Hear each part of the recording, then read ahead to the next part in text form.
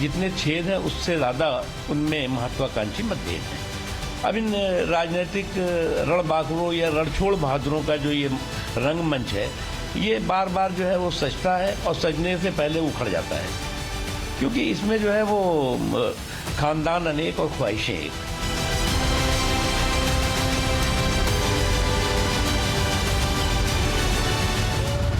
अव्वल तो पहले ये बताइए ना, पोस्टर लगा है किसने? नीचे कोई प्रार्थी विनेत या हमारी ओर से कोई स्पॉन्सरिंग ऑर्गेनाइजेशन? तो ये मैं समझता हूँ बल्कि बहुत ही हल्के किस्म की, ओछी किस्म की बातें होती हैं। जो भी डिफरेंसेस है, ऐसा मैं नहीं कहूँगा कि डिफरेंसेस नहीं है, डिफरेंसेस हैं, उसके लिए प्लेटफॉर्म है, वो ज़्यादा महत्वपूर्ण है। भारत के माननीय मुख्य न्यायाधीश को एक पत्र भेजा जाएगा। अनेक गंभीर मुद्दों की स्थिति को देखते हुए ये सर्वसम्मति से निर्णय लिया गया।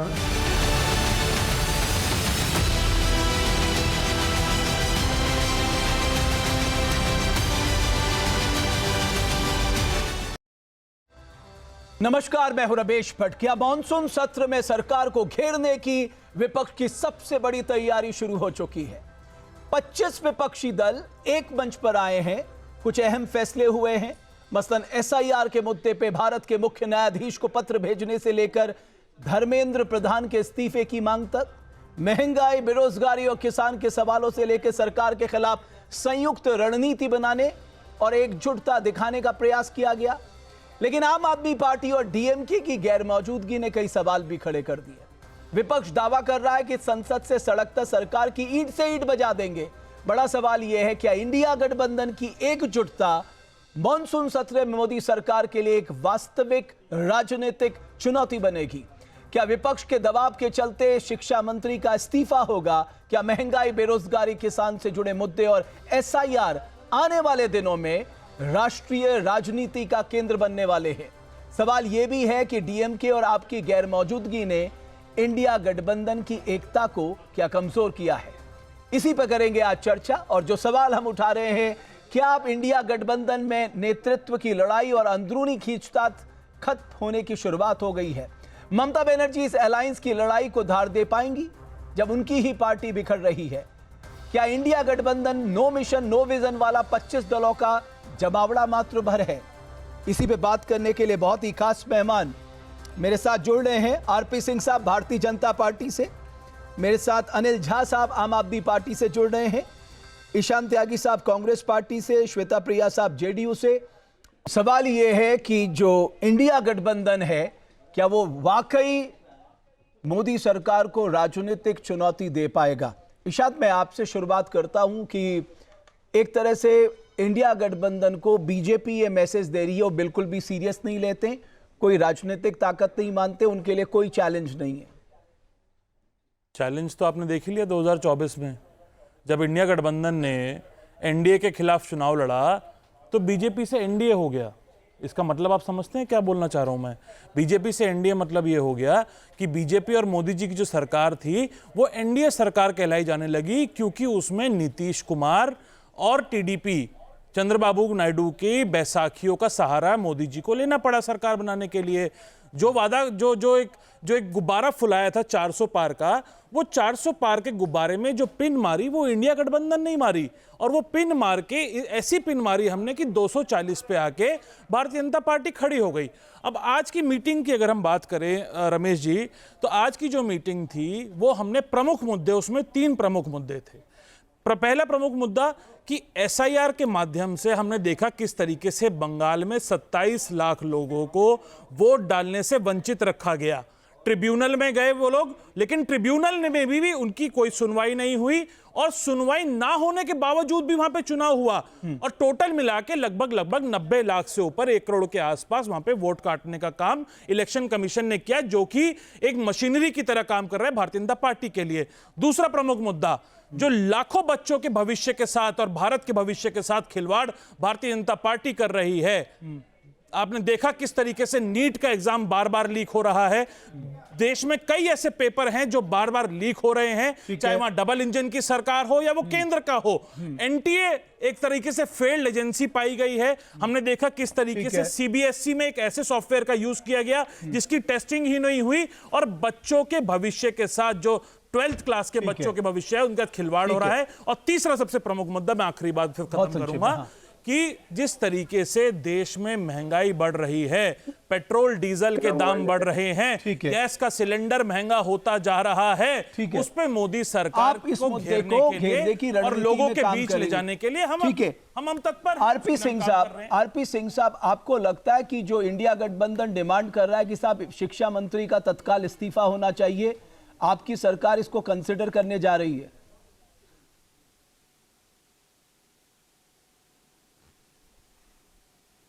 पहली बात तो कौन सा इंडिया गठबंधन है, जरा शुरू करते हैं जम्मू कश्मीर से। उमर अब्दुल्ला इंडिया गठबंधन के बारे में या कांग्रेस की पार्टी के बारे में क्या कहते हैं, जरा वो जानकारी दे दीजिए। वो तो इनको अपने पास नहीं फटकने देते। चलो नीचे चले, पंजाब चले, आम आदमी पार्टी क्या कहती है इंडिया गठबंधन के बारे में, जब वो भागीदारी करते हैं नहीं करते इस गठबंधन में, वो जरा समझा दीजिए। थोड़ा और नीचे चलें, अभी हाल में समाजवादी पार्टी के नेताओं ने इंडिया गठबंधन के बारे में क्या कहा था, सॉरी कांग्रेस के बारे में क्या कहा था, जब वह बसपा के घर पे जाकर, मायावती जी के घर पे जाकर दरवाज़ा खटखटाने लगे थे। और दिल्ली के अंदर जब चुनाव हो रहा था तो सपा आम आदमी पार्टी का कैंपेन कर रही थी, कांग्रेस के साथ नहीं थी वहाँ पर।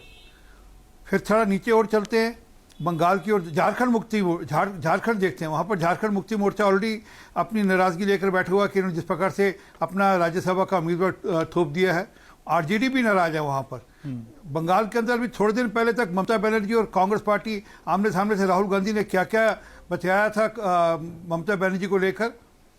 केरला के अंदर चले, दक्षिण की ओर चले, क्या कहा था कांग्रेस ने, राहुल गांधी ने लेफ्ट पार्टी को लेकर कि बीजेपी की बी टीम है, ये आपस में मिले हुए हैं। तो आप ये कह रहे हैं सिंह साहब, आपका कहने का तात्पर्य ये है कि आपके लिए इंडिया गठबंधन कोई चैलेंज नहीं है?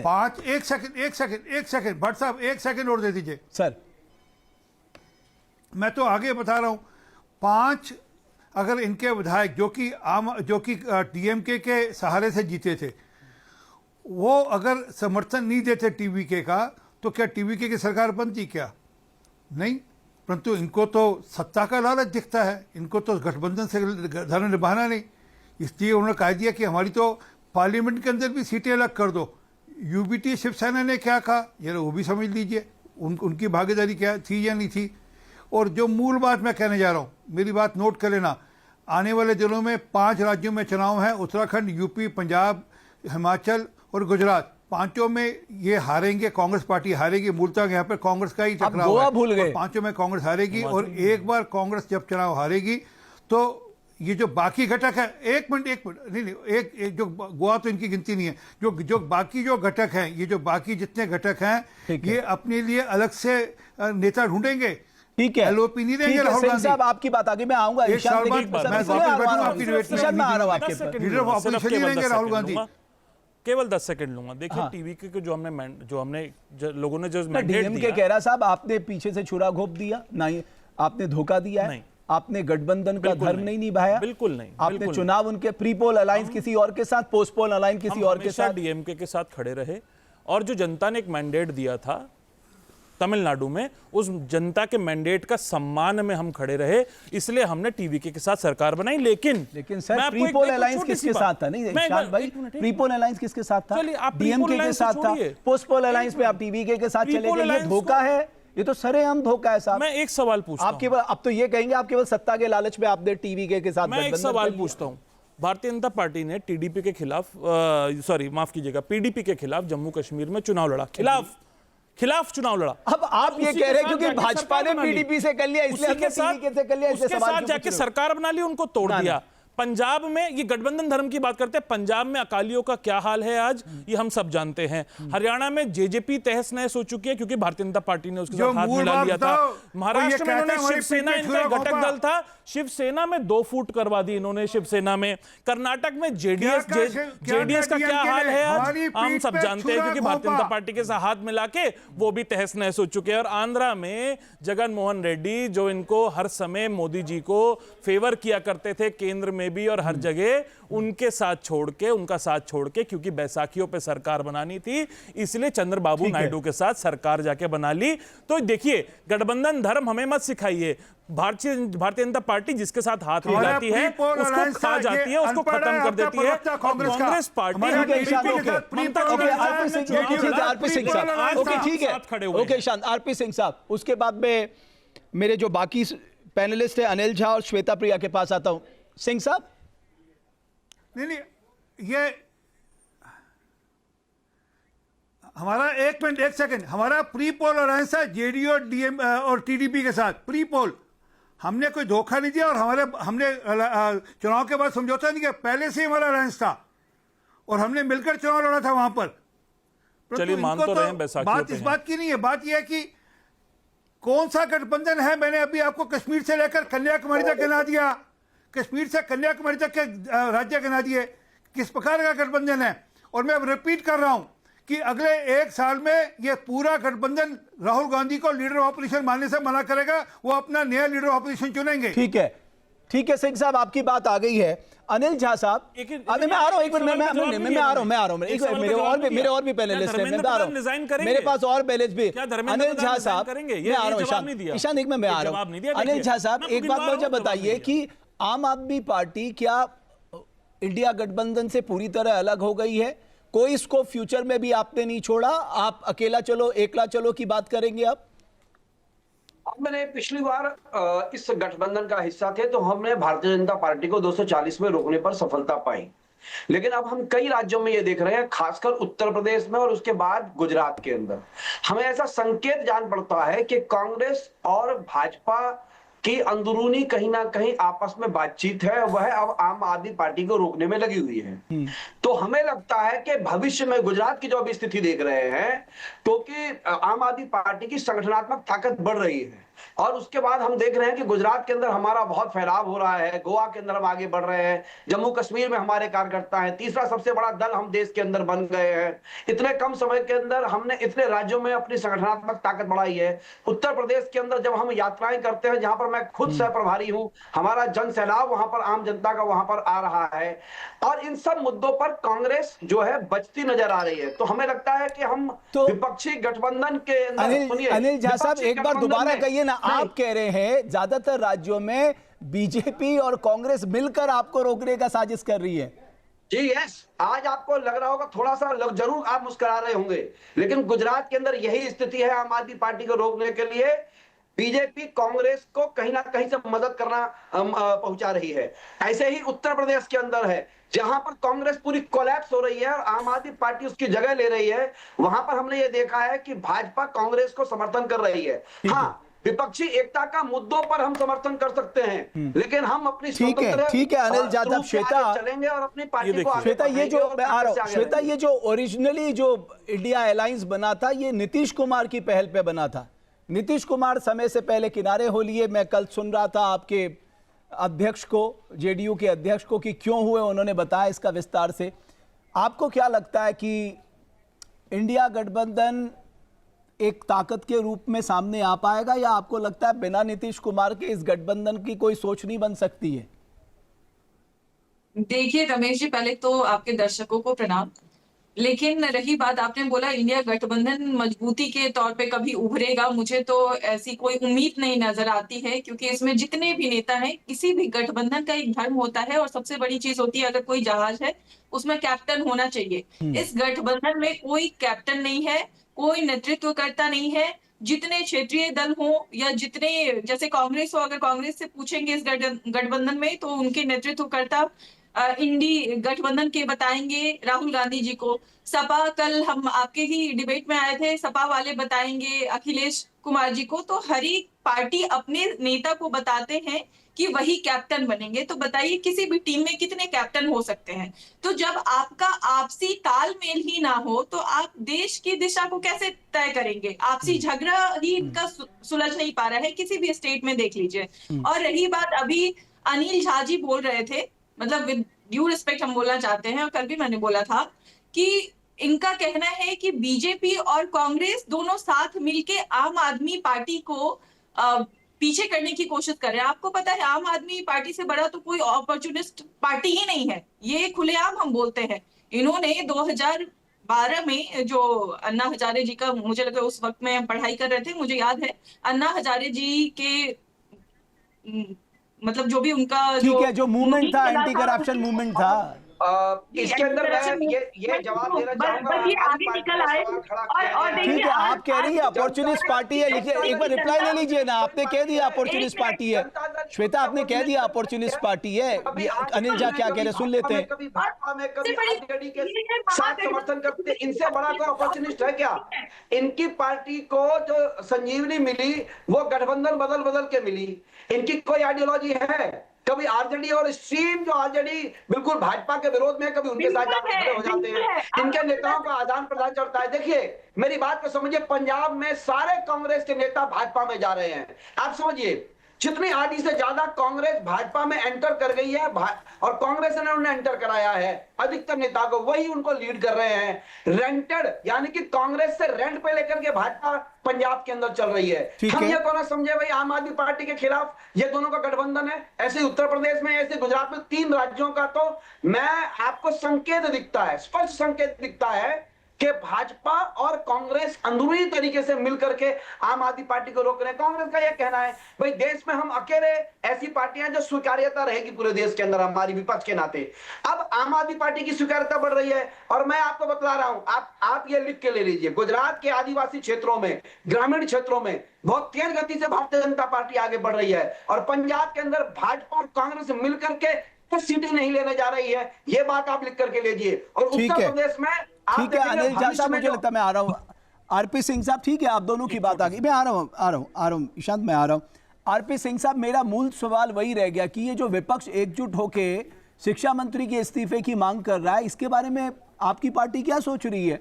भाई आपकी पार्टी तो वो है जिसने रेल मंत्री और कानून मंत्री का जब तक इस देश में इस्तीफा नहीं हुआ तब तक उन्होंने सदन नहीं चलने दिया।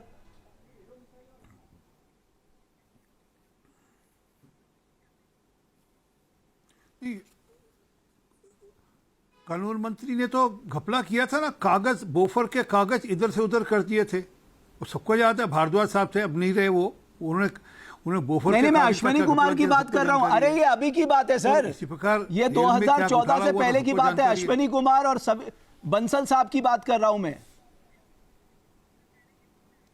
जी जी जी जी जी जी जी जी जी जी जी उन बंसल साहब की भी जरा जानकारी समझ लीजिए क्या था तब मामला जी। तब भी यही था कि उन्होंने जो पेपर जो जुडिशियल पेपर थे उनमें घपला, उन्होंने गड़बड़ की थी। परंतु जो मूल बात जाती है, क्या हमने एक्शन नहीं लिया? सरकार ने जहां उपयुक्त हुआ वहां एक्शन लिया, जो उपयुक्त एक्शन लेना था जिससे आगे ना हो इसकी चिंता करी। परंतु ये बच्चों के कंधे पर बंदूक चलाना चाहते हैं, अपने पास इनके पास मुद्दे हैं नहीं। और ये बार बार, आज मैं पढ़ रहा था SIR की बात इन्होंने लिखी, अभी प्रवक्ता भी कह रहे थे SIR की बात कर रहे थे। ये SIR को लेकर कोर्ट गए, 1 बार नहीं 2 बार नहीं 3 बार कोर्ट गए। और फिर जब कोर्ट SIR पे फैसला देता है कि हाँ हम अपने जुडिशियल अधिकारियों का दौरा कराएंगे, फिर छाती पीट पर कहते हैं देखो हमने इलेक्शन कमीशन को मिट्टी चटा दी और देखो अब हमारी मर्जी से सुप्रीम कोर्ट ने ऑर्डर कर दिया। अरे भाई, सुप्रीम कोर्ट ने ऑर्डर आपकी मर्जी से किया, उसके बाद अगर नहीं हो पाया तो फिर सुप्रीम कोर्ट को दोषी ठहराएंगे ना, जहाँ आप भाजपा जो इलेक्शन कमीशन को दोषी ठहराएंगे। ठीक है, पर उसके बावजूद भी इन्होंने बिहार के अंदर कितना हल्ला किया था, यात्रा निकाली थी वोट चोरी की। बिहार की जनता ने इनको दरकरार कर दिया, इनके 2 MLA रहे और विपक्ष में इनको बैठने के लिए खड़ा कर दिया। तो स्पष्ट है ये मुद्दे उठाएं, हम तो विपक्ष मजबूत हो, हम तो चाहते हैं मजबूत हो, परंतु वो राज्यों में भी मजबूत हो और देश में मजबूत हो। विपक्ष ये नहीं हो सकता कि राज्य में एक दूसरे के कॉलर पकड़ेंगे और देश में एक साथ चलने की बात करेंगे। तो देश की जनता सब देखती है और समझती है। बिल्कुल। सिंह साहब, आपने जो बात कही है, इशाद, ये बात सच है कि राज्यों में तालमेल की कमी है। अब आप देखिए पश्चिम बंगाल में क्या हुआ, राहुल गांधी टीएमसी के खिलाफ चुनाव प्रचार कर रहे थे, ये सबको पता है। आज आप इंडिया गठबंधन में साथ दिखाई दे रहे हैं। आम आदमी पार्टी पहले ही आपको छोड़कर जा चुकी है, जबकि वो लोकसभा चुनाव में आपके साथ थे। आपने तो दिल्ली में मिलकर चुनाव लड़ा साहब, 4 और 3 में, अगर लोकसभा सीटों की मैं बात करूं। तो सवाल यह है कि इस गठबंधन का भविष्य क्या है? रमेश जी, पहले तो मेरी छोटी सी आपसे आपत्ति है कि आपने जो आज पैनल बैठाया है उसमें 3 लोग एनडीए के हैं और मैं अकेला इंडिया गठबंधन से हूँ। 3 लोग इसलिए कह रहा हूँ क्योंकि भारतीय जनता पार्टी भी जो है की जो बी टीम है वो अरविंद केजरीवाल है। ये देखिए कौन मंच साझा कर रहा है। देखिए अरविंद केजरीवाल जी किसके कंधे पे उचक रहे हैं। ये इंडिया अगेंस्ट करप्शन में, इंडिया अगेंस्ट करप्शन का एक जो मूवमेंट भारतीय जनता पार्टी और आरएसएस ने मिलकर खड़ा किया था, उसमें देखिए रविशंकर प्रसाद भी खड़े हुए हैं, अरविंद केजरीवाल उनके कंधे से उचक रहे हैं और साथ में वो अन्ना हजारे भी खड़े हैं जो आज की डेट में गायब हो चुके हैं। चलिए छोड़िए उस बात को। हाँ, मैंने उनको इंडिया गठबंधन, अब उनकी एहसान फरामोशी दिखाता हूं। नहीं तो आपने पहले फोटो क्यों नहीं दिखाई? एहसान फरामोशी दिखाता हूं। आपने फोटो पहले क्यों नहीं दिखाई? केजरीवाल जेल गए, जब अरविंद केजरीवाल जेल गए तो हमने उनका साथ दिया। उनकी पत्नी सुनीता केजरीवाल जी हमारे भी मंच पे मौजूद थी। देखिए जिस पार्टी की कोई विचारधारा नहीं होती वो इसी तरीके से खत्म होती है, जिस तरीके से आम आदमी पार्टी देश में खत्म होती जा रही है। आपने देखा किस तरीके से इनके जो सांसद है वो छोड़ के चले गए और पार्टी तोड़ दी इन्होंने वहां पर राज्यसभा में। अब आइए दूसरी बात पे, फोटो आज आप उसी पे आ रहा हूं, मेरी समझ में नहीं आया। मैं आपको एग्जांपल देता हूं। आपने लोकसभा का चुनाव साथ लड़ा साहब, माना कि आपका हरियाणा में गठबंधन नहीं हो पाया, लेकिन आप चुनाव तो साथ लड़ा आपने। बिल्कुल मैं बोलता हूँ कि ये हमारी ओके, अभी मुझे लगता है झा साहब को पूरी बात जाननी चाहिए।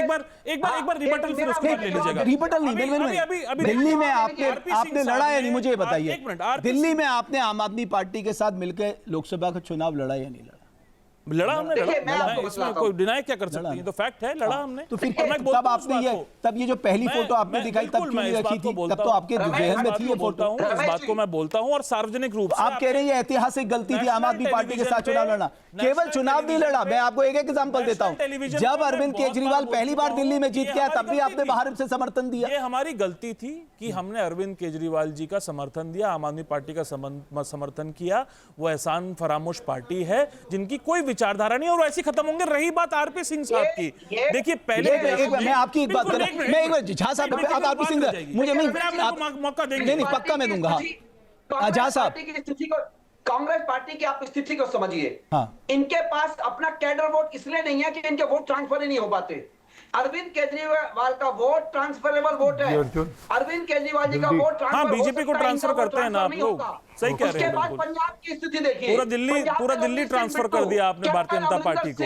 वहां आपको उनकी सरकार बनानी थी तो आपने ट्रांसफर कर दिया अपना वोट, पूरा ट्रांसफरेबल वोट है। बिल्कुल ठीक कह रहे हैं अरविंद केजरीवाल जी। अरविंद केजरीवाल जी का जो ट्रांसफरेबल वोट है वो बीजेपी के लिए ट्रांसफरेबल है, बिल्कुल ठीक। ट्रांसफर नहीं हो रहा और ये लोग, इनके पास लीडरशिप नहीं, इनके पास नीति नहीं, नियति नहीं, इनके पास कोई ऐसी व्यवस्था नहीं है। सुनीता केजरीवाल क्यों बैठी थी भैया मंच पे? एक साथ हो पाए। ये तस्वीर क्यों आई थी सामने? क्योंकि आने वाले ये तस्वीर क्यों आई थी सामने? ये भी पूछ लीजिए ना, मेरे से तस्वीर पे सवाल पूछिए, ये पूछिए क्यों बैठी थी सुनीता केजरीवाल?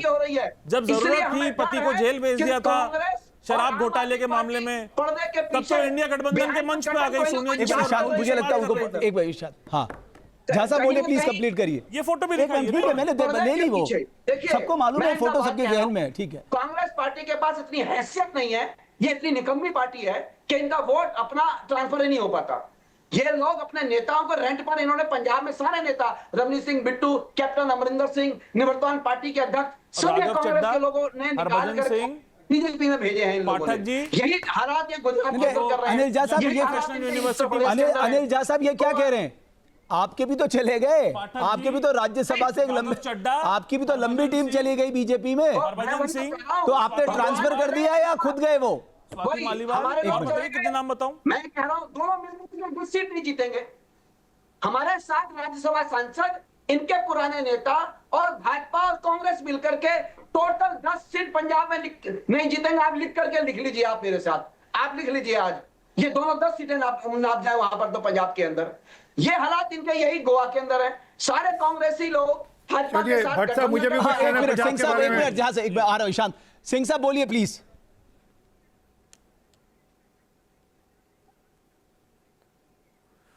अनिल झा बाबू, आपकी मेरी शर्त रही, इस पर पंजाब में भाजपा सरकार बनाने जा रही है, और आप ये मत बोलो कि कौन से लोग कहाँ गए, अकाली के क्योंकि साथ हमारी क्यों? पार्टी देखिए, के लोग देखिए, आपकी देखिए, पार्टी में भी गए हैं, और कांग्रेस पार्टी से लोग आपकी पार्टी, एक मिनट सुना ना मैंने आपको सुना ना मैंने, एक मिनट, अनिल भाई, एक मिनट सुन लीजिए सिंह साहब को, उसके बाद आप जवाब दे दीजिएगा। पहले आपको सुना मैंने, आराम से सुना, प्लीज बोलिए, सुनने की क्षमता रखो।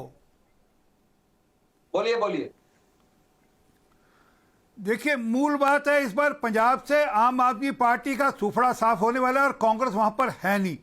कांग्रेस आपस में सिर फुटाल है, और लोग भाजपा को अल्टरनेटिव देख रहे हैं, और इस बार भाजपा की सरकार बनने जा रही है। मैं चुनाव के बाद अनिल झा बाबू के साथ बैठ जाऊंगा, और आपके साथ बैठ जाऊंगा व्हाट्सएप, हम डिबेट कर लेंगे, और आपको सब मैं कारण बता दूंगा क्यों हार रही है। जिस प्रकार से वहां भ्रष्टाचार फैला हुआ है, जिस प्रकार से वहां आतंकवाद फैला हुआ है, जिस प्रकार से वहां पर गुंडागर्दी, और जिस प्रकार से वहां पर रंगदारी, और जिस प्रकार से वहां पर थानों पर हमले हो रहे हैं, जिस प्रकार से पुलिस वालों पर हमले हो रहे हैं। एजुकेशन में इंडिया में नंबर 1 पर पंजाब पहुंच चुका है। थोड़ी सी तो आपको नाराज आनी चाहिए बातें करते हुए। पूरे के पूरे देश में आपकी सरकार, आपका ठीक है। जैसा अशन, मुझे एक ब्रेक लेना, मैं आ रहा हूँ, उसके बाद आता हूँ आपके पास। मैं आ रहा हूँ आपके पास, मैं आ रहा हूँ आप पूछ लीजिए कि पंजाब में भारतीय जनता पार्टी कितनी लोकसभा सीट। ठीक है, एक मिनट, मैं आ रहा हूँ उस पर। ये ऐसे तो एक लोकसभा, एक ठीक है आरपी सिंह साहब, मैं एक ब्रेक के लिए रुका। ईशान, एक मिनट, मुझे एक ब्रेक लेना है, मैं आ रहा हूँ, आप पूछ लीजिएगा। श्वेता, आपने अपॉर्चुनिस्ट आम आदमी पार्टी को बताया, लेकिन ये सवाल तो आप पे भी लागू होगा। आपके नेता ने कितनी बार दल बदल दिए, कभी बीजेपी, कभी आरजेडी, कभी इंडिया अलायंस। हम जब दूसरे पे उंगली उठाते हैं तो चारों उंगली आपकी तरफ भी इशारा कर रही होती हैं। रमेश जी, किसी भी चीज को तय करने के लिए सबसे जरूरी होता है इंटेंशन को देखना। इनकी नियति देखिए, इनके इंटेंशंस देखिए क्या है। और अगर आप, रही बात माननीय मुख्यमंत्री नीतीश कुमार जी की बात कर रहे हैं, जेडीयू की बात कर रहे हैं, तो वहां पे आपको बिहार की स्थिति के बारे में अंदाजा होगा, मुझे नहीं पता, क्योंकि हम वहां के रहने वाले हैं, तो मुझे भी पता मैं है आपको रोकूंगा। अब आपको माननीय पूर्व मुख्यमंत्री लगाना पड़ेगा, वरना आरपी सिंह साहब नाराज हो जाएंगे। अभी वह सम्राट चौधरी मुख्यमंत्री बन गए, आप अभी भी नीतीश कुमार को मुख्यमंत्री बना के चल रही है। एक मिनट, अनिल झा साहब कंप्लीट करने दीजिए श्वेता को, प्लीज श्वेता को कंप्लीट करने दीजिए। देखिए रमेश जी, नीतीश कुमार जी जब मुख्यमंत्री थे, हम तब की बात कर रहे हैं, आप तभी की बात कर रहे हैं कि उन्होंने कुर्सी के लिए कभी आरजेडी को ज्वाइन किया, कभी बीजेपी को ज्वाइन किया। ऐसी बात नहीं है, हम उसी पॉइंट पे बात कर रहे हैं, उसी समय की बात कर रहे हैं। क्योंकि जब मैंने उनको अपॉर्चुनिस्ट बोला है आम आदमी पार्टी को, तो आपने ये सवाल किया मुझसे, और उस पॉइंट पे सबसे बड़ी बात ये है, जो भी नीतियां माननीय मुख्यमंत्री, पूर्व मुख्यमंत्री नीतीश कुमार जी ने बनाया था, किसी भी चीज में आपको पता होगा कि 5 साल में चीजें कंप्लीट नहीं की जा सकती है, क्योंकि उनका पर्पस था बिहार को एक विकसित राज्य के श्रेणी में लाना। तो उन्होंने बिहार के लिए सोचा। अब आप अगर देखें, अगर आपके नेतृत्वकर्ता अरविंद केजरीवाल जी के साथ माननीय मुख्यमंत्री जो हमारे पूर्व रह चुके हैं बिहार के नीतीश कुमार जी के साथ करेंगे, तो वो कहीं से भी जायज नहीं है। क्योंकि देखिए कितने करप्शन के केसेस इनके अगेंस्ट में हुए हैं, कितने एलिगेशंस लगे हैं। और बताइए, हमारे नेता के ऊपर एक भी दाग कभी रहा हो? उन्होंने बिहार को परिवार की तरह, बिहार की भलाई के लिए। अनिल झा साहब, एक मिनट आ रहा हूँ।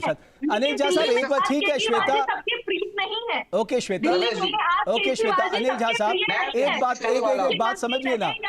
कल अरविंद केजरीवाल ममता बनर्जी से मुलाकात करते हैं, उनको फूल का गुलदस्ता देते हैं। ममता बनर्जी इंडिया अलायंस की पार्टनर हैं, अरविंद केजरीवाल उनसे अलग से मिल रहे हैं, आप इंडिया अलायंस के पार्टनर नहीं है, ये क्या है? देखिए, पहले बात तो मैं प्रिया जी का जवाब दूंगा। मैं बिहार का रहने वाला हूं। बिहार से मैं दिल्ली इसलिए पढ़ने आया था कि मेरे को बिहार में पढ़ने के लिए समुचित संसाधन नहीं थे। उस समय नीतीश जी और लालू जी की बहुत दोस्ती चला करती थी, और उसके बाद हम लोगों की यह स्थिति हुई कि दिल्ली में आकर के हमने शिक्षा ली, और यहीं पर आकर फिर यहाँ होके रहे, कई बार विधायक हो गए यहाँ आकर के। मेरा दूसरा सवाल है आरपी सिंह जी से। आरपी सिंह जी के दल पर मुझे भरोसा क्यों नहीं है? मैं भाजपा में 32 साल रहा हूं, आज आरपी सिंह जी भाजपा में है। मुझे नीति नियति पर शक इसलिए होता है कि हमें अपने कैडर पर भरोसा है, भाजपा को भरोसा नहीं है। आम आदमी पार्टी ने पंजाब में काम किया तो देश के अंदर शिक्षा को सबसे अग्रणी स्थान पर ले गए। नीति आयोग की रिपोर्ट में पंजाब के अंदर शिक्षा नंबर 1 पर पहुंच गई। हमारी वहां इंडस्ट्री डेवलप कर रही है, किसानों को बिजली हम 800 यूनिट फ्री दे रहे हैं। क्या प्रवक्ता जनता दल यू बताएगी बिहार में किसानों को कितना बिजली फ्री मिलता है? एजुकेशन में आप 30वें स्थान पर ठीक है। पुल धसरा के नाम पर ठीक है, अभी सिंह साहब आ रहा हूं शायद। सिंह साहब, अब झा साहब आपने सिंह साहब से इतने सवाल पूछ लिए, उनको जवाब देने दीजिए। आरपी सिंह साहब, ओके श्वेता, आरपी सिंह साहब आप जवाब दे दीजिए। मैं आ रहा हूँ श्वेता जी, जवाब देने दीजिए। आ रहा हूँ, आपसे नहीं, आरपी सिंह साहब से पूछा है, आरपी सिंह साहब से पूछा है श्वेता। और इनको फैन पे भेज देते हैं टीवी पर। आरपी सिंह जैसा आज तक भाजपा में नहीं है और यहाँ पर चोर बक्कारों को यहाँ पर अरे एक मिनट, दिल्ली के अंदर। एक मिनट रुक जाइए अनिल झा साहब। सिंह साहब बोलिए प्लीज। और श्वेता एक मिनट पहले आरपी सिंह साहब को बोले दीजिए, मैं आ रहा हूं आपके पास। अनिल झा मेरा शुभचिंतक है। हाँ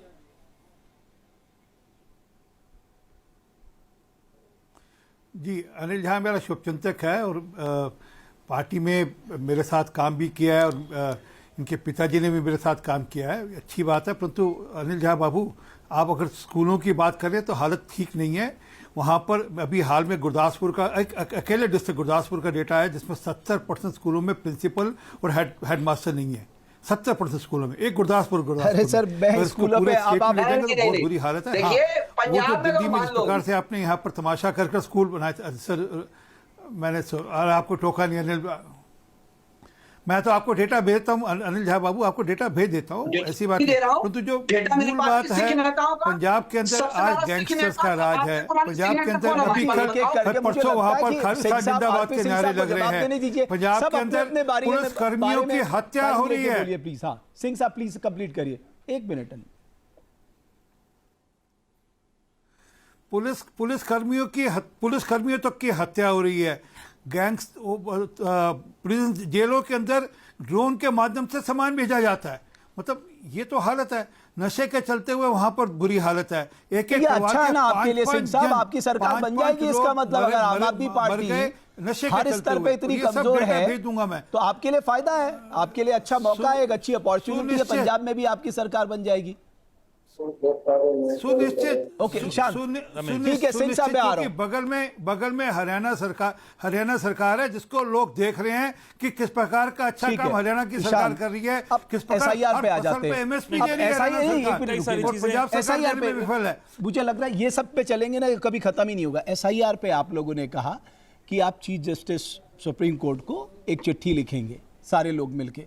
मुझे ये बताइए, जहां आप जीत रहे हैं वहां एसआईआर के मामले में आपको कोई टीका टिप्पणी नहीं करनी होती है, जहां हार हो जाती है वहां पर एसआईआर जो है सवालों के घेरे में हो जाता है, और उसी एसआईआर को सुप्रीम कोर्ट ने तमाम रिव्यू करके फैसला दे दिया है। मैं एसआईआर की बात पे पहले आ रहा हूं और दोबारा आप, क्योंकि देखिए मौका आपने सब लोगों को दिया। हाँ। और सब लोगों ने कई सारे सवाल उठाए, उनका जवाब देना भी बनता है। आपने ये बोला कि एसआईआर के मामले में हमने जहां पे जीते वहां पे सवाल नहीं उठाए। राहुल गांधी जी ने प्रेस कॉन्फ्रेंसेस करी, आपने भी कवर करी होंगी, आपके चैनल ने कवर करी होंगी। क्या हमने कर्नाटक के लोगों का नहीं बताया वहां पर? कर्नाटक की विधानसभा का नहीं बताया किस तरीके से वहां पे वोट काटे गए? तो एसआईआर में हमने जो एसआईआर है या फिर एक वोट चोरी जो एक मुद्दा है ओवरऑल, उसको लेके हमने हर राज्य में, चाहे हमारी सरकार हो या ना हो, लोगों की आवाज उठाने का काम किया है। अब मैं एसआईआर को छोड़ के दूसरी चीज पे आता हूं। एक बार पहले सरकारों में जवाबदेही तय होती थी और इस्तीफे होते थे। जब से मोदी जी आए हैं, ना उन्होंने कोई प्रेस कॉन्फ्रेंस करी है, ना उनकी कोई जवाबदेही है और ना ही उनके कोई मंत्री की जवाबदेही है। मैं रील मंत्री अश्विनी वैष्णव जी की बताता हूं। बालासोर में 2023 में ट्रेन एक्सीडेंट हुआ, कंचनजंगा एक्सप्रेस का एक्सीडेंट हुआ 2023 में। पुष्पक एक्सप्रेस जलगांव में टकरा गई 2025 में। मैसूरू दरभंगा एक्सप्रेस 2024 में टकरा गई और कई अन्य ऐसे छोटे छोटे ट्रेन एक्सीडेंट्स या डिरेलमेंट हुए हैं। लेकिन अश्विनी वैष्णव क्या करते हैं, जाके रील बनाते हैं और उसके बाद इस्तीफा नहीं देते हैं एक भी बार नैतिकता के तौर पे। कि बालासोर में कितने लोग मरे थे आप जानते हैं। दूसरी बात, रही बात धर्मेंद्र प्रधान जी की, आपने कान ऐसे भी पकड़ने की कोशिश कर ली आरपी सिंह साहब के और ऐसे भी पकड़ने की कोशिश कर ली कि धर्मेंद्र प्रधान क्या इस्तीफा देंगे, लेकिन उन्होंने एक भी बार जवाब नहीं दिया। क्योंकि नीट का यूजी का पेपर लीक हो जाता है, पीजी का पेपर लीक हो जाता है, यूपी पुलिस की भर्ती लीक हो जाता है पेपर, यूजीसी नेट का पेपर नहीं हो पाता है, गड़बड़ियां उसमें होती हैं, बीपीएससी का पेपर बिहार में नहीं हो पाता है, उसके बाद एसएससी का पेपर ठीक से नहीं हो पाता है सरकार से। एनटीए जो एक संस्था बनाई गई थी वो एकदम फेल है। धर्मेंद्र प्रधान को इस्तीफा देना पड़ेगा, लेकिन वो जवाब नहीं देंगे। इस पॉइंट पे मुझे लगता है आरपी सिंह साहब आपको रिबटल से मैं आ रहा हूं इसके बाद ही आखिरी कर लेना, आपका रिबटल ले लेते हैं आरपी सिंह साहब। और एक बार पूछिए कि आरपी सिंह साहब से कि पंजाब का ये मुद्दा अशोक उठा रहे हैं, गहलोत मुख्यमंत्री थे राजस्थान के, 10 बार पेपर लीक हुए, 10 बार, एक मुंह से अक्षर नहीं निकला, एक अक्षर निकला मुंह से। कितनी लोकसभा में राहुल गांधी के मुंह से एक अक्षर निकला। जवाब दीजिए, कितनी लोकसभा में सीटें अरे पंजाब ईशांत, ऐसे तो आपसे भी पूछा जाएगा इस राज्य में आपकी कितनी सीटें हैं, तो ये अरे ठीक है, अरे उनका कॉन्फिडेंस है, मैं बता देता हूं कितनी सीटें, उनका कॉन्फिडेंस ठीक है। ओके सिंह साहब बोलिए। नील बट्टा सन्नाटा। ओके ईशान एक एक करके बता दीजिए सीटें हैं आपके नेता। मैं ऐसे आपको 5 राज्य गिना दूंगा जहां आपका जीरो है, आपका जीरो है। ईशान आप भी तो आप भी 100 चुनाव हारे हैं, आप भी 100 चुनाव हारे हैं, 100 चुनाव आप 100 चुनाव हार चुके हैं। एमपी की बात करेंगे। ओके सिंह साहब एक मिनट ईशान। ओके सिंह साहब एक मिनट, ऐसी गलतफहमी ममता बनर्जी को थी आज से 10 साल सिंह पहले। साहब सीटों में कैसे जीतेंगे पंजाब, बताइए आरपी सिंह साहब, इतनी सीटों में कैसे जीतेंगे? एक मिनट ईशान, एक मिनट जवाब दीजिए। और नीट पे जवाब दीजिएगा, धर्मेंद्र प्रधान पे जवाब दीजिएगा, रेल एक्सीडेंट्स पे जवाब अरे ईशान एक मिनट ना, सिंह साहब बोलिए अभी एक एक कर। मुझे लगता है जिस पैनलिस्ट के पास जो समय है वो उसे पूरा करने देना चाहिए, बीच में टीका टिप्पणी करने से फिर वो होता है। एक मिनट ओके ईशान ठीक है, एक मिनट उन्होंने नहीं सिंह साहब।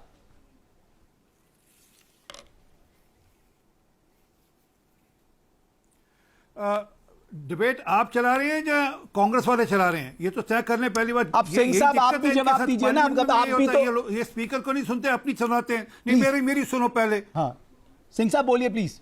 जी मैं मूल बात हूं। अशोक गहलोत के राज में राजस्थान में 10 बार पेपर लीक हुआ, क्या एक बार इस्तीफा मांगा राहुल गांधी ने? नहीं मांगा ना। हमने जो गलतियां थी उसका करेक्शन कर दिया, उसका करेक्टिव पास कर लिया और सरकार ने उस पर एक्शन ले लिया। जो लोग दोषी थे उनके खिलाफ कार्रवाई हो गई है, जो लोग दोषी थे उनको जेल की सजा हो रही है। परंतु जो मूल बात आते हैं, ये पंजाब की सीटें गिना रही है। मैं वापस चैलेंज दे रहा हूं, पंजाब में इस बार हमारे जो पिछली बार पार्लियामेंट इलेक्शन हुआ था 18.5% वोट थे हमारी पार्टी को मिले, 18.5%। और 18.5% से हमको 40 तक जाते हुए दिक्कत होने वाला नहीं है। 5 कोणीय चुनाव होने वाला है वहां पर, और हम लोग 40% लेकर वहां पर सत्ता में आएंगे और लोगों की सेवा करेंगे। ये आत्मविश्वास है ना आपका पंजाब को लेके सिंह साहब?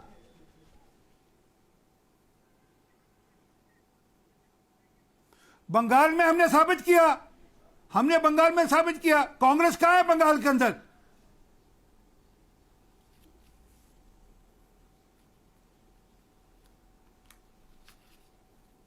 नहीं लेकिन कोएम्प्ट कंपनी कह रहे हैं ना, उस पे हमने कार्रवाई कर दी। क्या कार्रवाई करी? कोएम्प्ट कंपनी पे। कोएम्प्ट कंपनी जिसने वो सॉफ्टवेयर बनाया। एक मिनट, बच्चों के मुद्दे भाई, आप राजनीति से ऊपर उठिए, बच्चों के मुद्दों की बात करिए। सीबीएसई में जिसने ऑन स्क्रीन मार्किंग का सॉफ्टवेयर बनाया, कोएम्प्ट कंपनी जिसको गलत तरीके से टेंडर दिया गया, उस पर क्या कार्रवाई करी? आरपी सिंह साहब मुझे यहाँ पे जवाब दें, क्या कार्रवाई करी? ठीक है, वो ब्लैकलिस्ट नहीं हो सकती, उसको ब्लैकलिस्टिंग से हटा दिया सरकार ने, मोदी सरकार ने। एक मिनट पूछे कौन? ओके एक मिनट आप एक बार पूछिए। अरे एक मिनट अनिल झा साहब, एक मिनट क्या कार्रवाई शायद करी? एक मिनट रुकिए ना। बच्चों की बहुत चिंता है आपको, बताइए कोएम्प्ट कंपनी पे क्या कार्रवाई करी आपने? ठीक है अनिल रमेश जी, अनिल झा बोलेगा अभी। हाँ बोलिए अनिल जी, बोलिए आप बोलिए, एक मिनट बोलिए। मैं ये बात बतला रहा हूँ, जो एजेंसियों ने पेपर परीक्षा करवाई, प्राइवेट एजेंसियों ने, वो आंध्र प्रदेश तेलंगाना में, वहां सरकार कांग्रेस की, उसी को उठाकर केंद्र में भाजपा लेकर के आ गई।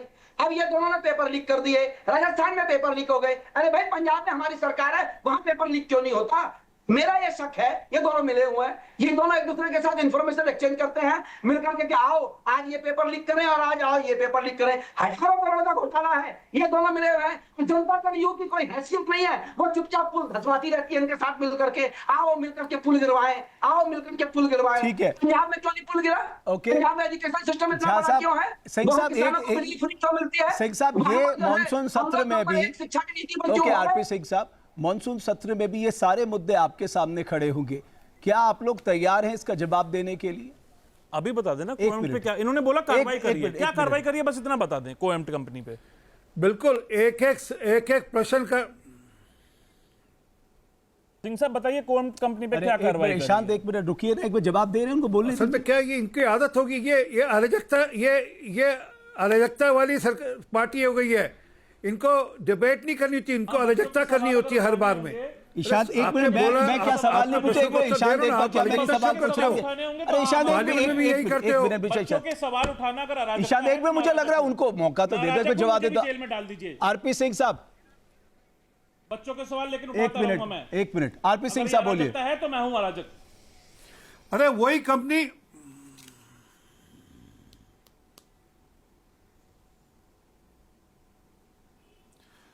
कंपनी हैदराबाद में काम करती है, वही कंपनी आंध्र प्रदेश के अंदर काम करती है, वही कंपनी इनके कर्नाटका में काम करती है। सब ठीक है, तब तक सब चंगा है।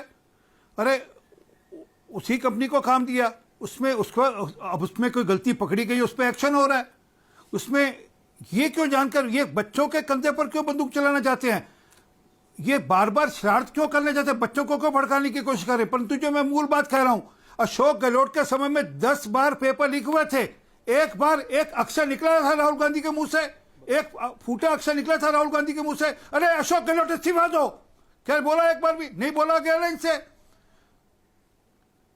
बट सवाल इस बात का कन्वीनियंस है, कांग्रेस पार्टी लेकिन मैं एक बात कहना चाहता हूं, ईशान में एक बात कहना चाहता हूं, पेपर लीक का ही मुद्दा, ये बात सच है भाई। राजस्थान में जब पेपर लीक का मुद्दा हुआ था तब आपने क्या हटा दिया था? सचिन पायलट नहीं तो आपने हटा दिया था। सचिन पायलट ने विरोध किया था कि नहीं किया था? ये तो सचिन पायलट ने पॉलिटिक्स विरोध ऑफ किया था कि नहीं किया था? कन्वीनियंस मुझे है, बताइए ना। पॉलिटिक्स ऑफ कन्वीनियंस नहीं, कैसे कन्वीनियंस है? बिल्कुल है। अगर मैं अपनी पार्टी के खिलाफ सचिन पायलट अगर खड़े हो सकते हैं, नहीं, लेकिन तो क्या भारतीय जनता पार्टी में किसी भी नेता में इतना दम है, क्या आरपी सिंह साहब में इतना दम है कि वो धर्मेंद्र प्रधान के साथ खिलाफ खड़े हो? सचिन भाई आपके पायलट- representative उसके बाद भी क्या हुआ? आप इस्तीफा दीजिए। उसके बाद भी क्या हुआ? उसके बाद भी क्या हुआ? उसके बाद लॉ बना। नहीं, अरे साहब, कानून तो इस देश में भी है। उस पे क्या भारत पे कानून नहीं है? नहीं, भारत पे कानून नहीं है। हाँ, तो क्या हुआ? हर राज्यों ने अपने कानून बनाए, उसके बाद भी पेपर लीक हो रहा है ना, उसके बाद भी पेपर लीक हो रहा है ना। कोर्ट में केसेस चलाए, लेकिन इन्होंने ओके, अनिल झा साहब कुछ कहना चाह रहे हैं। ओके अनिल झा, ओके अनिल झा साहब, सिंह जी को सलाह दे रहा हूँ ओके कि वो अनिल आम झा आदमी साहब, पार्टी में आ जाएं। मैं आरपी सिंह जी को सलाह दे रहा हूँ, इनका बहुत शोषण हो रहा है भाजपा में, इनसे गलत गलत बातें बुलवाई जा रही हैं। इनका आम आदमी पार्टी में स्वागत है, इनको भाजपा में इनका कोई स्थान नहीं है। एक मिनट, सबसे पूर्व नेता है, दोनों मिले हुए हैं जी। ईशांत एक मिनट, यहाँ पर सिरसा के एक मिनट, एक मिनट, ईशांत, इनको जो है ईशांत, इनको छोटा किया गया, टाइप चीज हो रही है। जो है कैप्टन अमरिंदर सिंह के आगे इनको छोटा करवाया गया, रविंदर सिंह बिट्टू के आगे इनको छोटा कराया गया। ये बहुत अच्छे व्यक्ति हैं, लेकिन गलत पार्टी में है। मैं इनको ऑफर कर रहा हूँ, हम अरविंद केजरीवाल जी से बात करेंगे, ये भाजपा की गलत नीतियों का साथ न दें और हमारे साथ आ जाएं। एक मिनट, आरपी से एक बार अनिल झा साहब आपने कह दिया, मुझे लग रहा है ये तो ओपन हॉर्स ट्रेडिंग चल रही है। मुझे लग रहा है कि आप बदला लेना चाह रहे हैं जो आपके नेता बीजेपी ने अपने पास रख लिया। एक मिनट आरपी सिंह, अभी आरपी सिंह को जवाब तो दिले दीजिए।